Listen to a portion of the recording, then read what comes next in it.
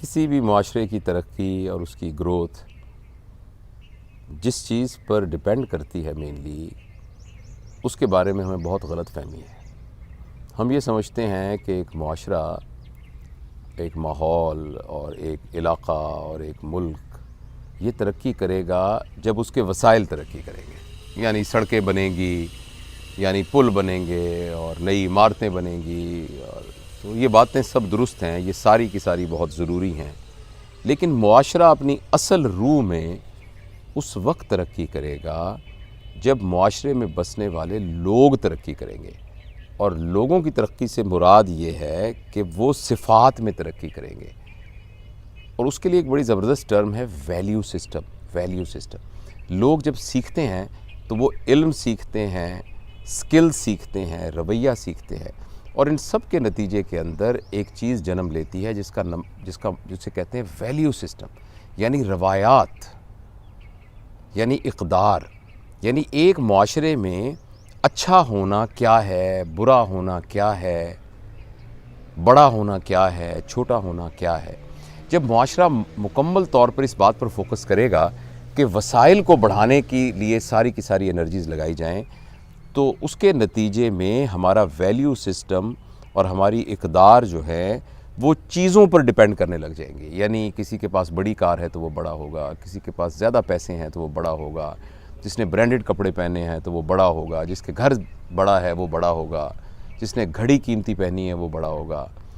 لیکن جب معاشرے لوگوں کی تربیت پر کام کرنا شروع کرتے ہیں تو یہ تمام چیزیں تو ان کی صلاحیتوں کے حساب سے ان کو ملتی رہتی ہے۔ ایک آدمی جس میں بہت صلاحیتیں ہیں اور وہ پیسہ کمانے کی زیادہ سکلز ہیں تو آبویسلی اس کی کار بڑی ہوگی، اس کا گھر بڑا ہوگا، وہ برانڈڈ کپڑے پہن سکے گا، اس سے کوئی فرق نہیں پڑتا اور یہ کوئی بری بات نہیں ہے۔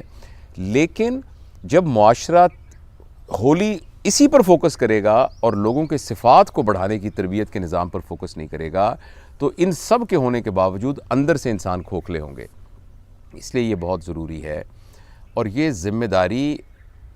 کا سمجھنا بہت مشکل ہے کیونکہ یہ بہت ہی کمپلیکیٹڈ ایشو ہے۔ اس میں ہمارا ایک پولیٹیکل ول چاہیے، وہ جو ہمارے اہل اقتدار ہیں یہ بات ان کو سمجھنی چاہیے کہ کیسے وہ ایک اس طرح کا نظام ویلیو سسٹم کا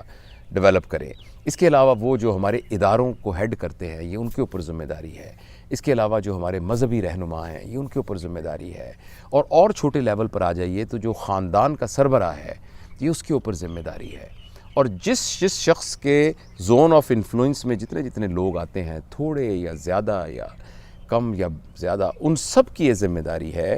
کہ وہ اپنے زون آف انفلوئنس میں کوئی نہ کوئی سسٹم ایسا ڈیولپ کریں جو کہ تربیت کا سسٹم ہو۔ اور تربیت کے سسٹم کے لیے صرف تھیوریٹیکل تربیت کی ضرورت نہیں ہے، بلکہ جو سب سے بڑی فورس ہے جو کہ لوگوں میں صفات پیدا کرتی ہے، اور میں یہاں صفات سے مراد کیا ہے کہ لوگوں کے نزدیک دیانتدار ہونا، امانت دار ہونا، سچا ہونا، صاف ستھرا ہونا، یہ معیار بن جائے۔ جن لوگوں کے جب پورے معاشرے کا معیار یہ بن جائے کہ جس میں یہ صفات ہوں گی وہ بڑا ہوگا،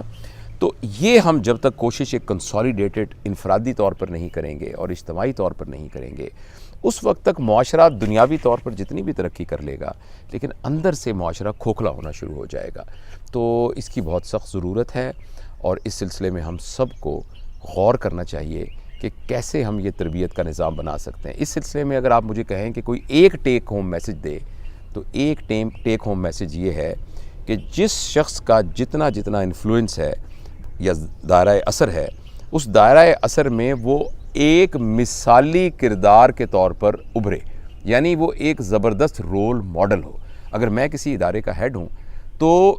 میرے اوپر کوئی انگلی نہ اٹھا سکتا ہو، اگر میں ایک خاندان کا ہیڈ ہوں تو میرے اوپر کوئی، میری اولاد میں سے اور میرے رشتہ داروں میں سے کوئی انگلی نہ اٹھا سکتا ہو۔ وہ تمام ویلیوز جو ہم اپنے معاشرے میں پیدا کرنا چاہتے ہیں وہ ہم اپنے اوپر پیدا کر کے اس کو رول ماڈل کرنا شروع کر دیں۔